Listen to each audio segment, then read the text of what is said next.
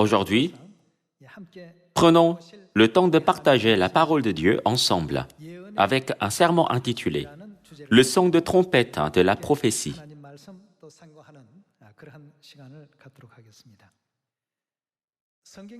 Dans la Bible, Dieu donne des prophéties concernant cette époque, notre Église, et comment notre Évangile nous conduira au royaume éternel des cieux.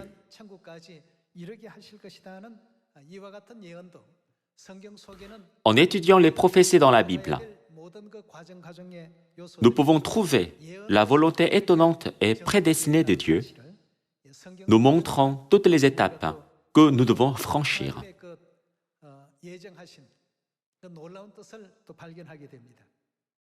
N'est-ce pas pourquoi Père a dit « L'armée bouge au son de la trompette, et les saints de la foi doivent bouger au son de la prophétie ?» Nous en venons à penser, quelle prophétie est en train de s'accomplir? Quelles sont les choses que nous devons faire en cette époque? Au milieu de la pandémie de Covid-19 et de divers désastres climatiques, est-ce notre devoir de garder le silence? Ou n'y a-t-il pas le moyen de sortir de cette situation? Qu'est-ce que la Bible nous dit de faire en cette époque? Et quelle mission nous a été donnée? Nous devons examiner attentivement ces questions pour pouvoir apprendre et mettre en pratique toutes les ordonnances et lois que nous devons garder, y compris toutes les caractéristiques que nous devons avoir en tant que peuple céleste qui ira au ciel éternel.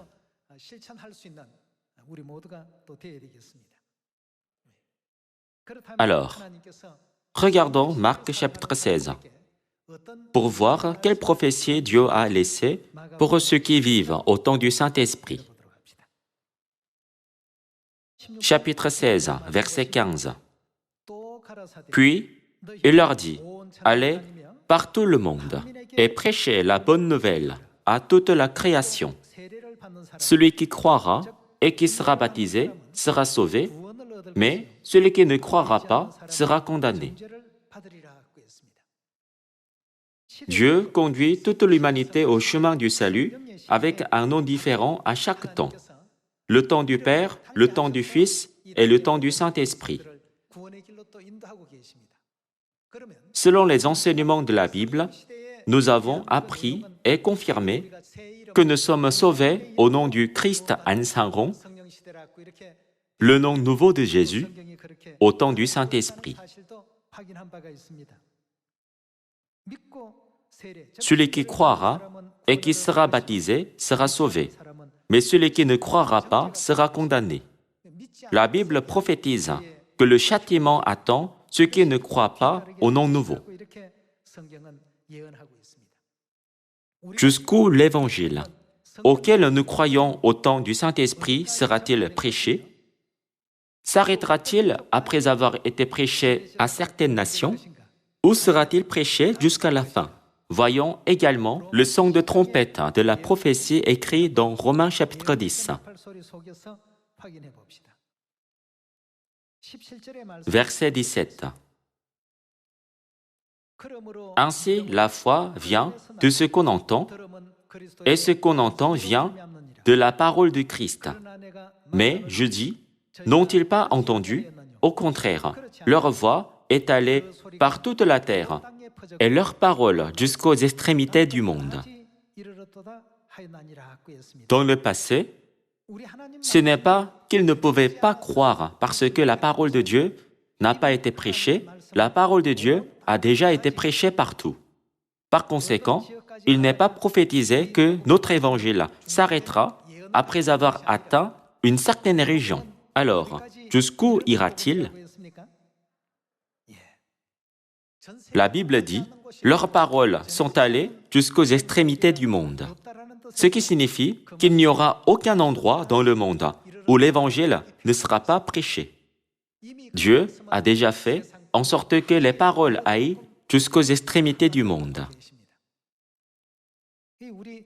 La mission de notre évangile est prophétisée, tout comme le fait qu'il sera prêché jusqu'aux extrémités du monde. Alors, que doit-il arriver à l'évangile selon ces paroles de prophétie? Il doit sûrement être prêché. Aujourd'hui, en raison de la COVID-19, nous ne pouvons pas librement rencontrer nos voisins et même nos proches ou les membres de notre famille à cause de leur peur. C'est la situation à laquelle nous sommes confrontés en cette époque.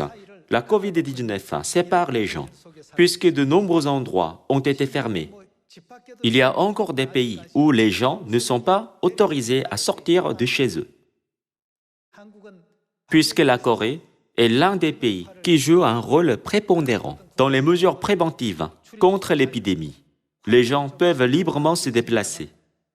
Mais il y a encore beaucoup de pays où les gens n'en sont pas capables. Cependant, Dieu ne dit nulle part dans la Bible « l'Évangile ne sera pas prêché à cause de la COVID-19 ». Comment l'œuvre de l'Évangile devrait-elle être menée même dans cette situation? Elle devrait continuer à sauver tous les gens du monde. Alors, quel est l'Évangile qui va dans toute la terre jusqu'aux extrémités du monde? À qui est-il prophétisé que la mission de prêcher l'Évangile sera donnée? Voyons Matthieu chapitre 28. Chapitre 28, verset 18.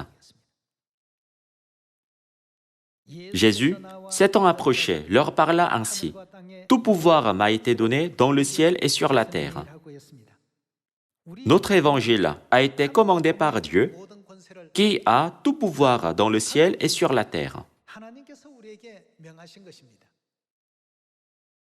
Par conséquent, nous ne devons pas nous focaliser uniquement sur les circonstances physiques, mais sur les prophéties de cette époque, en les gravant profondément dans notre cœur. Dans le verset 19, il est écrit « Allez, faites de toutes les nations des disciples, les baptisant au nom du Père, du Fils et du Saint-Esprit. » Nous devons étudier à qui cette prophétie est donnée comme commandement. Était-ce pour les saints de l'Église primitive ou les saints de l'Ancien Testament? Non. Ce temps du Saint-Esprit est le seul temps où le baptême peut être conduit au nom du Père, du Fils et du Saint-Esprit. Qu'est-ce que Dieu a demandé aux gens du temps du Saint-Esprit de faire? Dieu a dit, « Allez faire de toutes les nations des disciples, les baptisant au nom du Père, du Fils et du Saint-Esprit. » N'y a-t-il pas beaucoup d'ordonnances, de statuts et de lois que nous devons garder? Que fera Dieu lorsque nous irons enseigner tout ce que Dieu a commandé? Dieu a promis, « Je serai avec vous tous les jours jusqu'à la fin du monde. »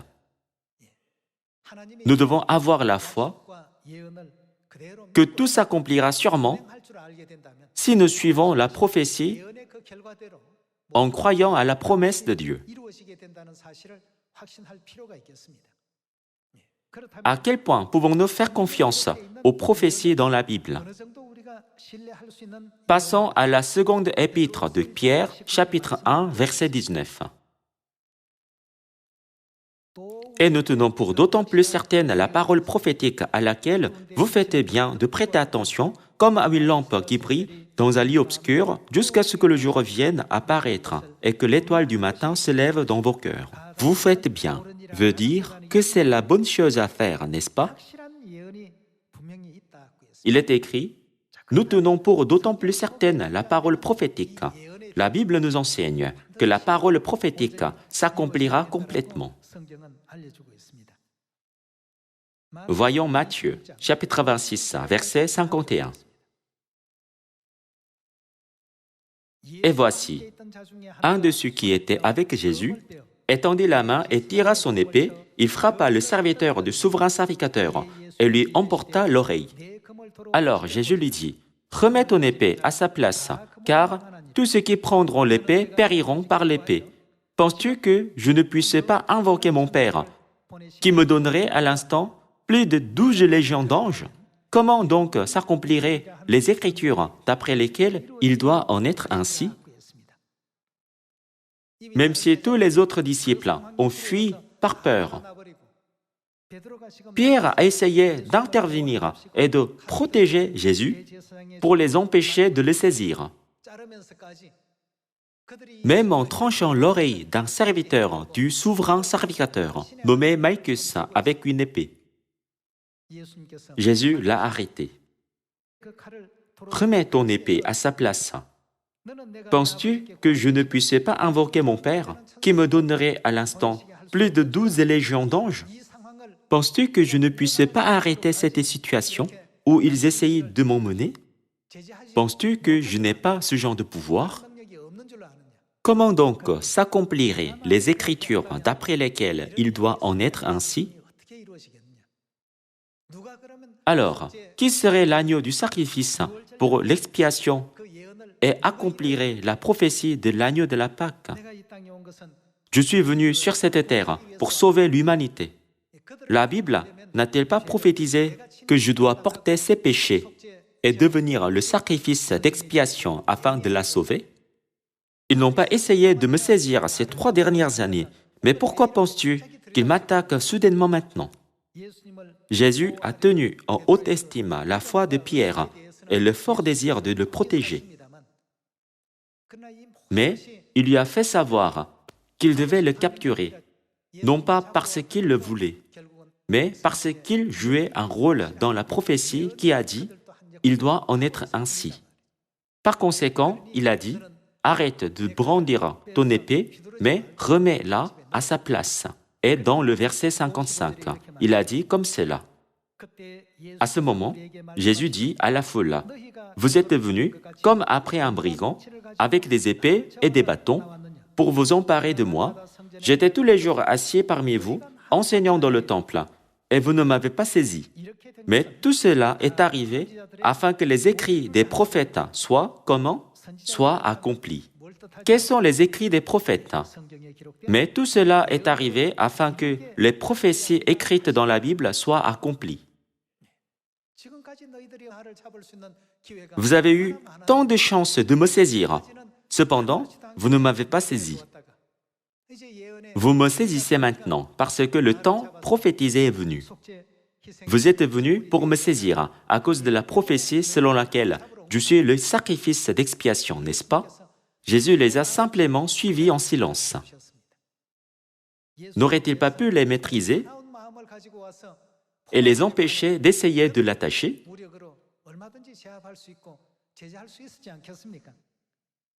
Cependant, Jésus a dit, « N'a-t-il pas déjà été prophétisé qu'ils agiraient ainsi et que je serais dans ce genre de situation d'après les Écritures et les écrits des prophètes ?»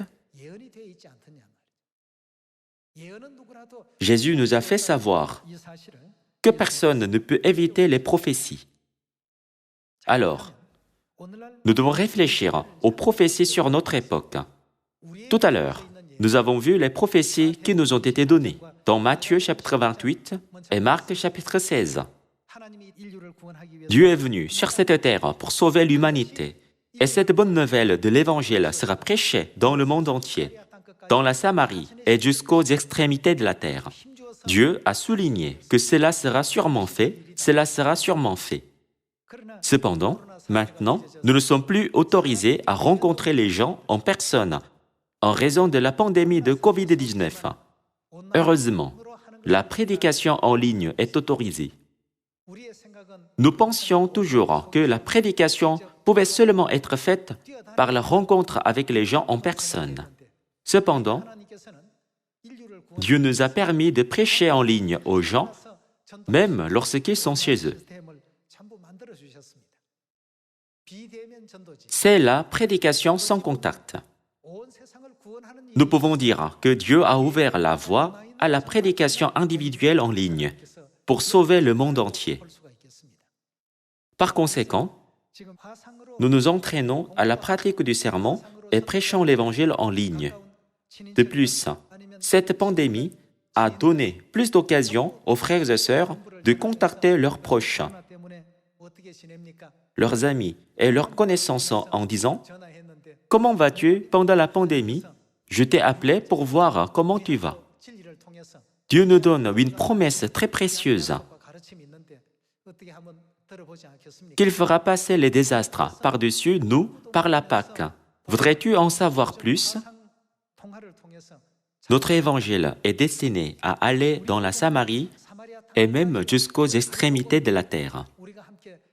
Par conséquent, y a-t-il une plus grande joie que de participer à l'achèvement de l'œuvre de l'Évangile? Regardons Daniel chapitre 12, verset 1. En ce temps-là s'élèvera Michaël, le grand chef, le défenseur des enfants de ton peuple, et ce sera une époque de détresse, telle qu'il n'y en a point eu de semblable, depuis que les nations existent jusqu'à cette époque. En ce temps-là, ceux de ton peuple qui seront trouvés inscrits dans le livre seront sauvés. Plusieurs de ceux qui dorment dans la poussière de la terre se réveilleront, les uns pour la vie éternelle et les autres pour l'opprobre, pour la honte éternelle. Ceux qui auront été intelligents brilleront comme la splendeur du ciel, et ceux qui auront enseigné la justice à la multitude brilleront comme les étoiles, à toujours et à perpétuité. Toi, Daniel, tiens secrète ces paroles, et scelle le livre jusqu'au temps de la fin. Plusieurs alors le liront, et la connaissance augmentera. Quel genre de bénédiction sera donné à ceux qui auront enseigné la justice à la multitude? Dieu leur donnera la gloire de briller comme les étoiles à toujours et à perpétuité. Si Dieu nous donne la mission prophétique en cette époque, elle s'accomplira sûrement. Même si quelqu'un nous bloque le chemin ou empêche l'Évangile d'être prêché.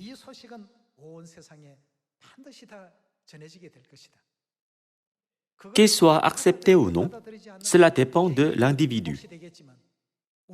Cependant, il est prophétisé que la nouvelle de l'Évangile que nous prêchons sera transmise à toutes les nations et connue de tous les peuples. Alors, ne devrions-nous pas tous recevoir les bénédictions abondantes de Dieu en enseignant la justice à beaucoup de gens, comme Dieu l'a prophétisé dans Daniel chapitre 12? Dieu a clairement montré cette prophétie. Mais si nous n'y croyons pas, nous ne pouvons jamais participer à l'Évangile.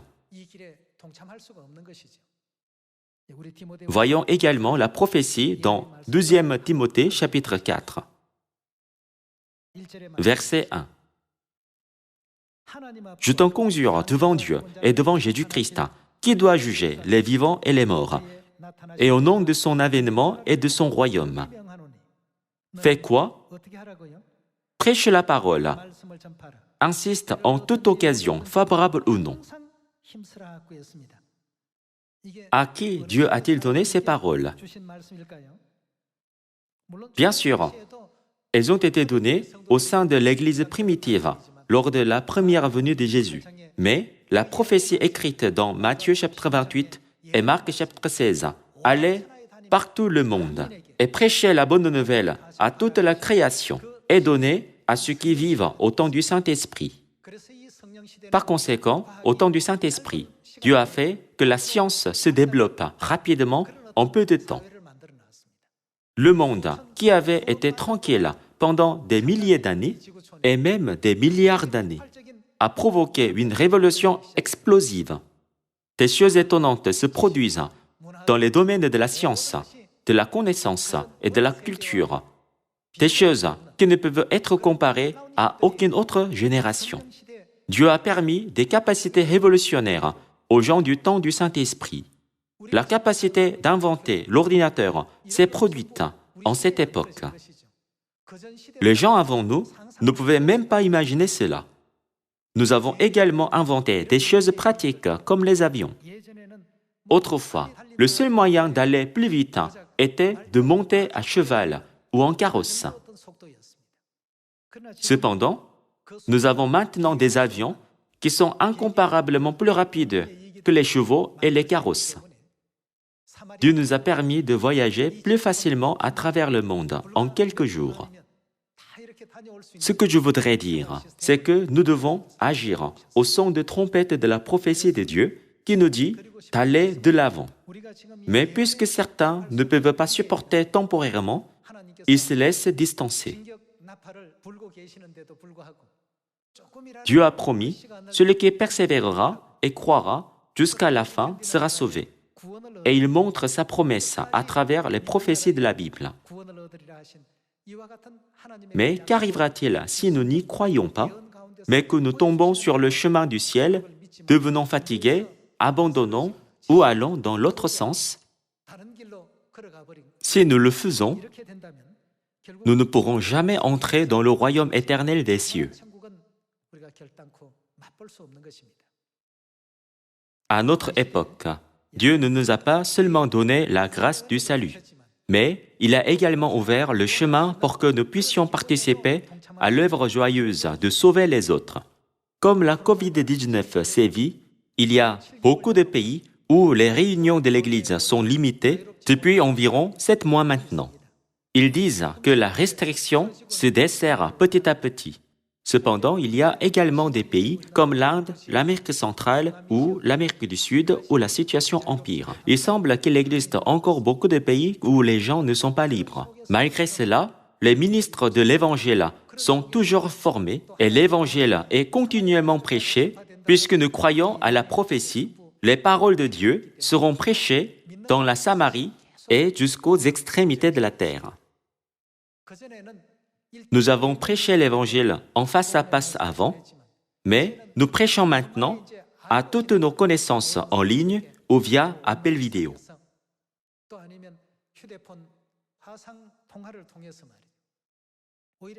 Maintenant, j'entends que beaucoup de fruits sont portés de cette manière. Voyons une prophétie de plus dans Apocalypse chapitre 22. Chapitre 22, verset 10. Et il me dit, « Ne scelle point les paroles de la prophétie de ce livre, car le temps est proche. Que celui qui est injuste soit encore injuste, que celui qui est souillé se souille encore, et que le juste pratique encore la justice, et que celui qui est saint se sanctifie encore. » Ici, nous pouvons voir que peu importe qu'il y ait la COVID-19 ou non, ceux qui sont injustes sont encore injustes, et les justes pratiquent encore la justice. Et ceux qui prêchent dur continuent à prêcher dur. Peu importe qu'il y ait quelques obstacles ou non devant eux, ils n'ont pas pour excuse ces obstacles. Ils ne peuvent pas être des excuses. C'est parce que la prophétie a le pouvoir de vaincre tout, même les excuses. Bien que les Israélites soient sortis d'Égypte, ils étaient influencés par les circonstances quotidiennes de telle ou telle manière, puisqu'ils n'avaient pas pour but d'entrer dans le pays de Canaan. Lorsqu'ils n'avaient pas de nourriture, ils chancelaient. Et lorsqu'ils n'avaient pas d'eau, ils chancelaient également. Dieu ne nous donne pas de viande. En Égypte, nous étions assis près des pots de viande et buvions le bouillon à satiété. Leur foi chancelait chaque fois qu'ils entendaient ces paroles de plainte. Cependant, ce dont le but était d'entrer dans le pays de Canaan ne chancelait pas. Ils marchaient diligemment seulement vers la direction de la prophétie que Dieu avait montrée, en croyant à sa promesse. Cependant, ceux qui n'avaient pas de but et de direction chancelaient toujours. Continuons avec Apocalypse chapitre 22, verset 11. Que celui qui est injuste soit encore injuste, que celui qui est souillé se souille encore, et que le juste pratique encore la justice, et que celui qui est saint se sanctifie encore. Voici, je viens bientôt, et ma rétribution est avec moi. Pour faire quoi? Pour rendre à chacun selon son œuvre. Dieu a dit qu'il nous bénirait selon notre œuvre. Que devrais-je faire? Je ne peux rien faire à cause de la pandémie. Cependant, il y a des frères et sœurs qui travaillent encore plus dur malgré la pandémie. Ces résultats proviennent de pensées différentes. Je crois que je vous ai déjà raconté cette histoire. Nike a envoyé 2 vendeurs en Afrique pour enquêter sur la possibilité de vendre des chaussures aux autochtones. Les deux vendeurs ont fait des rapports. L'un a dit, « Nous subirons une grande perte si nous essayons de vendre nos chaussures en Afrique, car la plupart des gens y marchent pieds nus, nous ferons faillite là-bas. » Cependant, l'autre a fait un rapport différent. L'Afrique est un marché vaste et sans fin. Il a dit, c'est parce qu'ils ne portent pas de chaussures. Mais une fois qu'ils savent à quel point il est confortable de marcher avec des chaussures, ils voudront avoir des chaussures. Sa pensée était différente de celle de l'autre personne. Le rapport de qui l'entreprise Nike a-t-elle choisi? Nike a donné gain de cause à celui qui a dit que l'Afrique avait un grand potentiel dans la vente de chaussures. Au début, Nike a distribué des chaussures gratuitement aux Africains. Les gens les ont essayées puisqu'elles étaient gratuites. Ils ont réalisé que marcher avec des chaussures était beaucoup plus confortable que de marcher pieds nus. Une fois leurs chaussures usées, ils ne se sentaient plus à l'aise en marchant pieds nus. Puisqu'ils ont compris l'importance de porter des chaussures petit à petit, ils ont commencé à acheter des chaussures. De cette manière, Nike a pu vendre de nombreuses paires de chaussures en Afrique. Frères et sœurs, si nous hésitons ou arrêtons de faire l'Évangile à cause de l'obstacle appelé coronavirus, nous ne pouvons pas recevoir l'aide de Dieu par le don du Saint-Esprit. L'armée agit selon le son de la trompette, mais nous, les saints de la foi, devons agir selon le son de la prophétie. Le son de trompette de la prophétie nous demande de nous lever et d'éclairer. Par conséquent, nous ne devons pas rester silencieux, même après avoir entendu le son de trompette de la prophétie.